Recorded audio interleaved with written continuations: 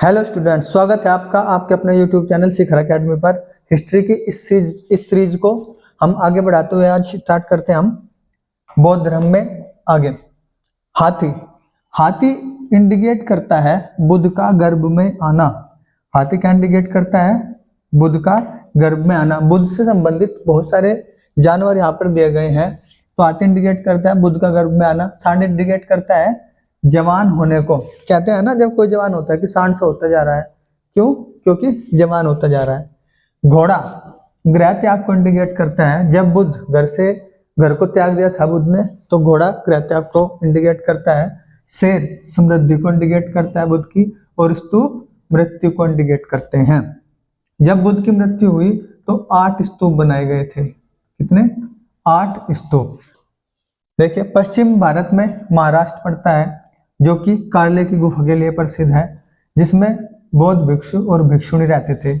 बौद्ध भिक्षु और भिक्षुणी। निवास स्थान देखो, बौद्धों के आरंभिक अस्थायी निवास थे। ये बौद्धों के आरंभिक अस्थायी निवास जो थे वो थे प्राकृतिक गुफाएं। स्थायी निवास क्या थे? विहार और मठ। आरंभिक गृह लकड़ी के बने होते थे और बाद में ईंट और पत्थर के बनाए जाने लगे। बौद्ध धर्म में पूजा स्थल को क्या कहते हैं? चैत्य। अब यह है यहाँ पर स्तूप। ये जो बॉक्स दिख रहा है आपको, ये जो बॉक्स है, ये बॉक्स क्या कहलाता है? धातु मंजूषा। इस बॉक्स के अंदर बुद्ध या उनके अनुयायियों द्वारा यूज किए हुए सामान रखे जाते हैं, और इस बॉक्स के ऊपर बनाया जाता है स्तूप। इस बॉक्स के ऊपर स्तूप बनाया जाता है। स्तूप के जो चारों तरफ है, ये वाला जो एरिया है, ये स्तूप का चारों तरफ वाला जो एरिया है, ये क्या कहलाता है? ये कहलाता है परिदक्षिणा पथ। क्या कहलाता है? परिदक्षिणा पथ कहलाता है। और ये जो हिस्सा है, ये वाला परिदक्षिणा पथ के चारों ओर क्या होती है? रेलिंग। परिदक्षिणा पथ के चारों ओर होती है रेलिंग। स्तूप में अंदर जाने के लिए जो द्वार होता है, द्वार, उसे क्या कहा जाता है? तोरण। उस द्वार को कहा जाता है तोरण। ये आपको याद रखना है। और क्या याद रखना है? बौद्ध धर्म में कुछ ग्रंथ हैं। इन ग्रंथ के नाम है दिव्यदान,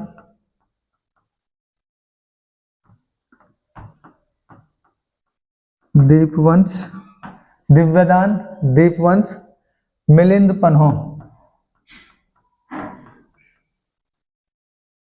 मिलिंद पन्हो, और क्या है? मिलिंद पन्हो के साथ साथ और है महावंश।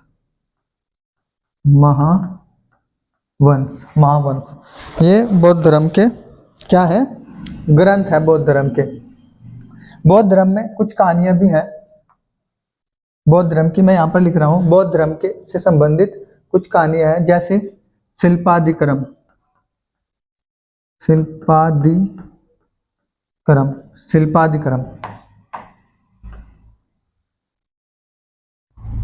बौद्ध धर्म में कुछ कहानियां, जैसे शिल्पादिक्रम। शिल्पादिक्रम में क्या है? कोवलन, कनगी और माधवी, ये 3 कैरेक्टर है। कोवलन, कनगी और माधवी। कोवलन एक व्यक्ति था। कोवलन एक व्यक्ति, इस व्यक्ति की पत्नी थी कनगी, और इसकी एक प्रेमिका थी जिसका नाम था माधवी। इसकी प्रेमिका थी माधवी। ये आपको याद रखना है। एक है मणिमेखलाई।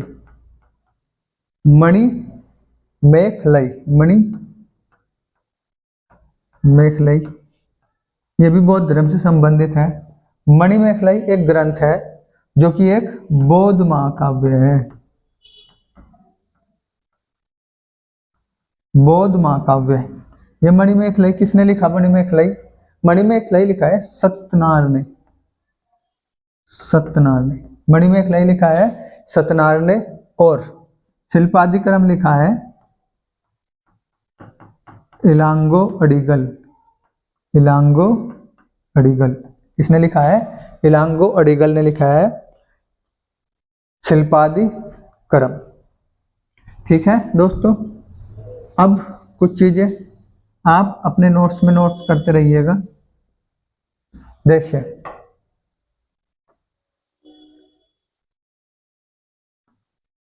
बौद्ध धर्म में पूजा स्थल होते हैं, बौद्ध धर्म में जो पूजा स्थल होते हैं उन्हें कहा जाता है चैत्य। क्या कहा जाता है? चैत्य।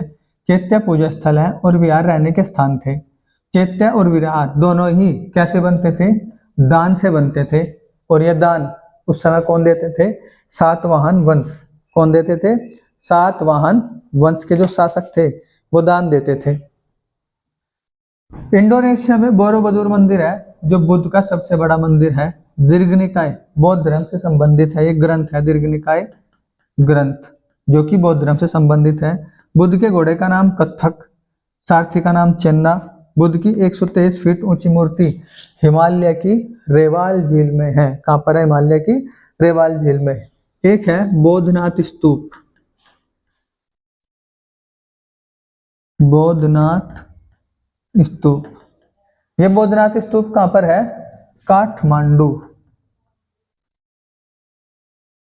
बोधनाथ स्तूप कहाँ पर है? काठमांडू में। एक है चौखंडी स्तूप।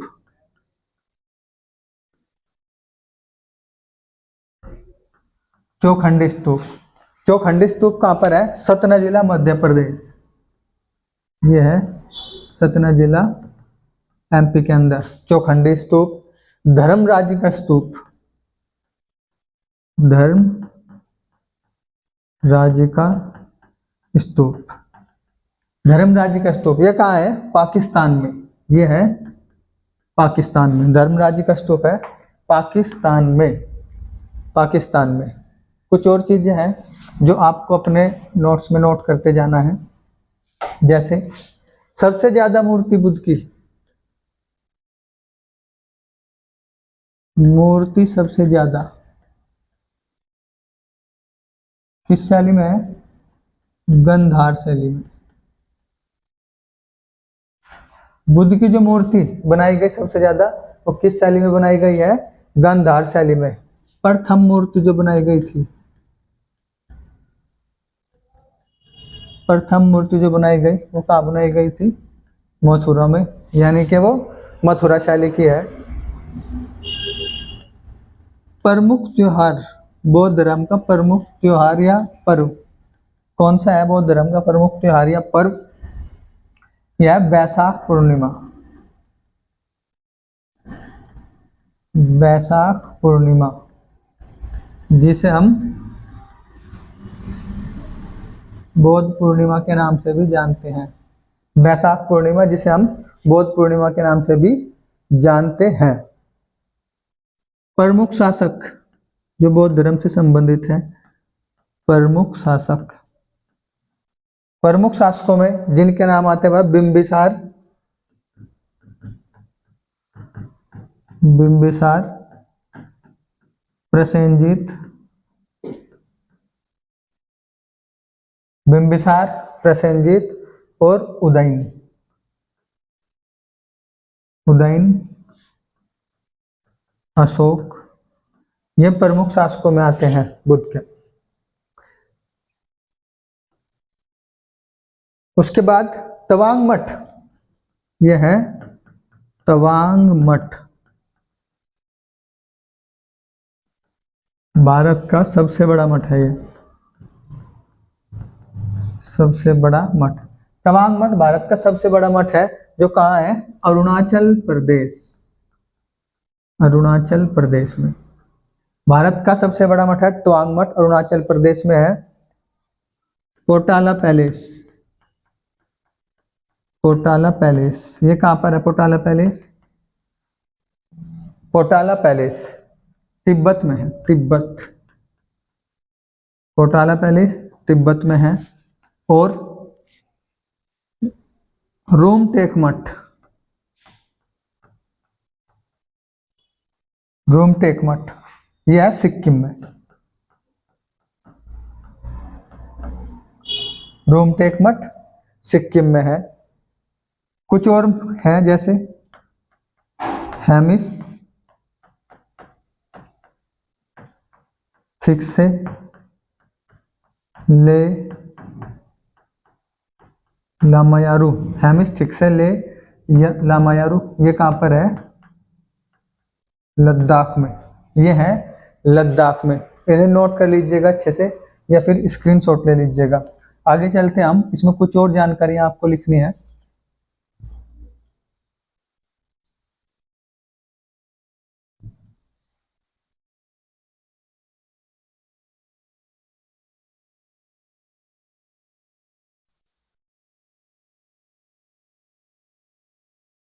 जैसे भूमि स्पर्श वाली मूर्ति,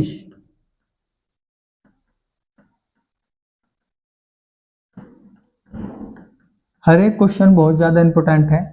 भूमि स्पर्श वाली मूर्ति बुद्ध की कहां पर है? सारनाथ में। ये है सारनाथ में भूमि स्पर्श वाली मूर्ति।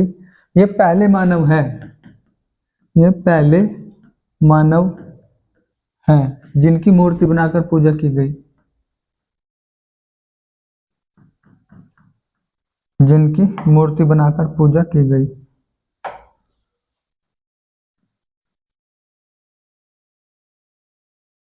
जिनकी मूर्ति बनाकर पूजा की गई पहले मानव। सबसे